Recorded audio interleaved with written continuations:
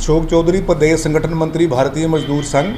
आज का जो प्रेस वार्ता बुलाई गई है, ये आप सबके लिए जानकारी हम आपके द्वारा सरकार को देना चाहते हैं कि डेली वेजेस के ऊपर जो अत्याचार हो रहा है, हमारे ये के यूटी गवर्नमेंट जो अत्याचार कर रही है, इसके द्वारा इनकी आवाज़ को दबाने की कोशिश की जा रही है। क्योंकि पिछले 25-26 वर्षों से ये लोग काम कर रहे हैं और 90% से ज़्यादा काम जो डिपार्टमेंट के अंदर है वो डेली वेजर ही करते हैं। तो ऑल डिपार्टमेंट्स आप देख लीजिए, कहीं भी किसी भी डिपार्टमेंट में वो डेली वेजर का ही सारा काम है, लेकिन उनको मात्र 9,300 रुपया दिया जाता है।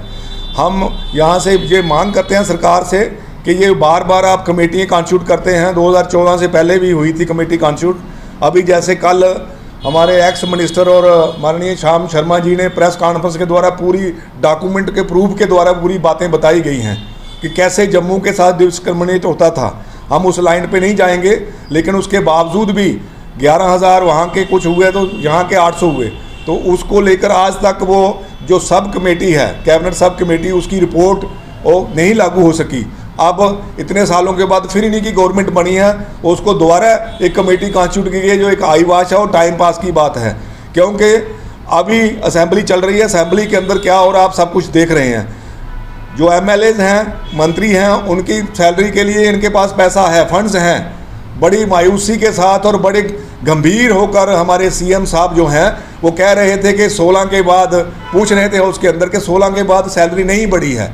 मैं इनको ध्यान में लाना चाहता हूं कि आप इनकी चिंता कर रहे हैं, इनके लिए आपके पास फंड्स हैं, लेकिन जो डेली वेजर्स काम करते हैं, आउटसोर्स जो काम करते हैं, नीड बेस्ड जो काम करते हैं और पूरा गर्मी सर्दी हर एक मौसम में वो काम करते हैं, उनके लिए आपके पास फंड्स नहीं हैं। लेकिन एमएलए मिनिस्टरों की सैलरी हनास करने के लिए आपके पास पैसे हैं। हम जो जब ये अपनी मांग उठाते हैं तो इन पर पुलिस फोर्स के द्वारा लाठीचार्ज करवाया जाता है। अब ये राजनीति चल रही है, जो हमारे पास नहीं है वो आपके पास नहीं है।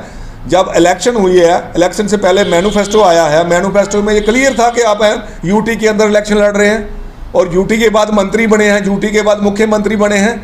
ठीक है, आप लोग राजनीतिक लोग हैं, आप राजनीति कीजिए, लेकिन इंसानी जो काम है, इंसानियत के लिए जो डेली वेजर 9,300 रुपया जिसको आप देते हैं, और उसका क्या हाल है। लेकिन पिछले 70 महीने की सैलरी पेंडिंग है, उसके लिए कोई डिस्कस नहीं हुआ। वहाँ एमएलए की सैलरी, मंत्री की सैलरी बढ़ाने के लिए वहाँ डिस्कस हो गया, लेकिन जो 70 महीने की पेंडिंग सैलरी है वो नहीं बोली गई।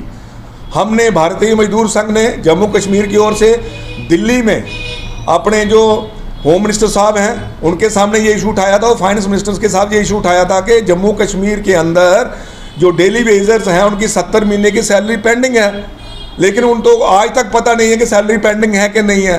पर स्टेट गवर्नमेंट कोई भी हो वो मिसलीड करती है और उनको अपने इनिशिएटिव लेके सही तरीके से कहीं भी कोई इनके लिए बात नहीं उठाती है और इनके ऊपर लाठियाँ चलाई जाती हैं। भारतीय मजदूर संघ इसकी कड़ी निंदा करता है और आने वाले दिनों के अंदर जो इनका आंदोलन चल रहा है उसका पुरजोर समर्थन करता है और डेली वेजर्स की मांग जो है जायज़ है और इसके लिए हम शाना बशाना उनके साथ खड़े हैं और वो अपना काम भी करते हैं, लेकिन सैलरी के लिए उनको धक्के खाने पड़ते हैं। उनको तुरंत सरकार को चाहिए कि उनका जब तक आप कमेटी कॉन्स्टिट्यूट किया, आपने जब आप एक्सरसाइज करनी है तो और ही बढ़ेंगे, जैसे पहले बढ़ते आए हैं, नंबर बढ़ेगा और कुछ नहीं होना इसमें। और जो सब कमेटी की रिपोर्ट है उसको तुरंत लागू करें और जब तक इसको फेज मैनर में आप परमानेंट नहीं कर सकते तो एज पर यूटी जो है इनकी सैलरी को इम्प्लीमेंट करें।